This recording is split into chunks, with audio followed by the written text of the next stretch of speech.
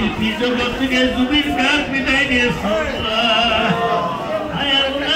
তিনি বলেছেন আমার কোন জাতি নাই, আমার কোন ধর্ম নাই।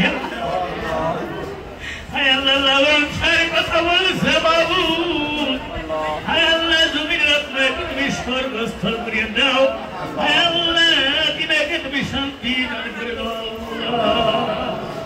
তরুণদের বাবা তিনাদের এই দুনিয়ার বাড়ি ছেড়ে দুঃখের কবরে শুয়ে করেছেন।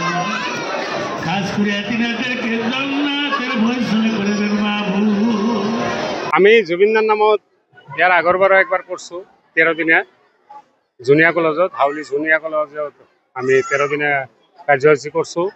আৰু আজি আমাৰ এই গুৰুদেৱৰ যিটো হুকুমত, মানে এইটো আমাৰ প্ৰত্যেক বছৰে হয়, তথাপি আমাৰ কেনেহেন এটা সপোন চাই আছো যে আমি যদি এজন মানুহক সন্মান দিওঁ, নিশ্চয় আমি লাখ লাখ জাগাৰ পৰা সন্মান পাম। যাৰ কাৰণে আমাৰ ঘৰতো জাগায় জাগায় আমাৰ জুবিনদাৰ ফটো আছে। আমাৰ এই ধৰ্মীয় অনুষ্ঠানত আমি আমাৰ জুবিনদাৰ ফটো ৰাখছো। আৰু আজিৰ এই অনুষ্ঠানত আমি একে একে দুইবাৰ কৰি শ্ৰদ্ধাঞ্জলি দিলোঁ। একবাৰ হয়তো আপোনালোকে ছ'চিয়েল মিডিয়া আপোনালোকৰ সন্মুখত পৰি গ'ল। আমি সন্ধিয়াৰ পৰাই আমাৰ মৰমৰ, অতি মৰমৰ জুবিনদা তেখেতৰ কাৰণে আমি সন্ধিয়াৰ পৰাই শ্ৰদ্ধাঞ্জলি দি আছোঁ। এইবাৰলৈ 3বাৰ হ'ল। আৰু আপোনালোকে আশীৰ্বাদ কৰিব। আজি যিটো ধৰ্মীয় মহফিল, আজি এই ধৰ্মীয় মেহফিলত চপৰাতি আমাৰ জুবিনদাৰে আলোচনা হ'ব। হয়তো যদি আমাৰ যিটো আমাৰ গুৰুদেৱৰ হুকুম, এই হুকুমত হিচাপে যিটো আমি চলি আছোঁ, তথাপি কথাত কথাই আমাৰ জুবিনদাৰ যিজন মানুহ এই পৃথিৱীত না কোনো মিনিষ্টাৰৰ তুলনা আছে, না কোনো ব্যক্তিৰ তুলনা আছে। কোনো ব্যক্তিৰ লগত তেখেতৰ তুলনা নাই। আমি সপোনতো ভবা নাছিলোঁ যে আমাৰ জুবিনদাই এনেকুৱা এজন মানুহ, যে সেই মানুহ এটা হীৰাৰ টুকুৰা নহয়, এটা মানিকৰ টুকুৰাও নহয়। সোণাটো বাদ দিয়ক, সোণা বহুত তলত ৰৈ গ'ল।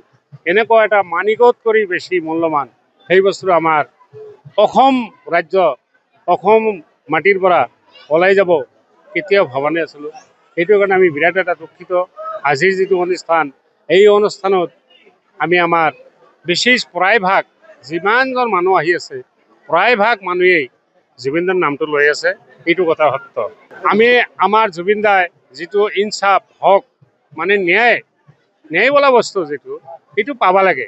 এইটো 100বাৰ পাব লাগে। যিহেতু সকলো ৰাইজ, যিকোনো জাতি গোষ্ঠী, যিকোনো ধৰ্মেৰ মানুহ যিজন ব্যক্তিৰ কাৰণে প্ৰাৰ্থনা কৰি আছে, আজি ইমান পইচা মোৰ পকেটৰ পইচা খৰচ লৈ, মোৰ পকেটৰ পৰা পইচা খৰচ কৰি ইমান এটা অনুষ্ঠানত যে আমি এই সন্ধিয়াৰ পৰা যে জুবিনদাৰ নাম লৈ আছোঁ, এইটো কিন্তু আপোনালোকে নিজেই চিন্তা কৰি চাওক। আৰু অসমবাসী ৰাইজ সকলোৱে চিন্তা কৰি চাওক। আৰু তাৰে পাছে পাছে আমাৰ ভাৰতবাসী ৰাইজ সকলোৱে চিন্তা কৰি চাওক।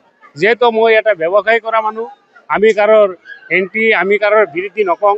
কাৰণ আমি বিজনেছ কৰা মানুহ, প্ৰত্যেকে প্ৰত্যেকৰ এটা সুযোগ ল'ব।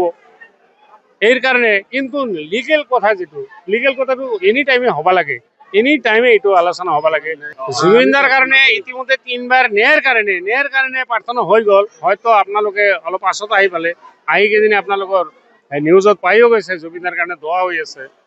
আৰু চবৰাতি হৈ থাকিব, আপোনালোকে আশীৰ্বাদ কৰিব। আৰু সকলো ৰাইজ, অল ভাৰত, অল অসমৰ মানুহে যিটো মানুহৰ কাৰণে জান প্ৰাণ দি আছে, ইতিমধ্যে কিমানজন মানুহ মৰিও গ'ল তেখেতৰ আঘাতত।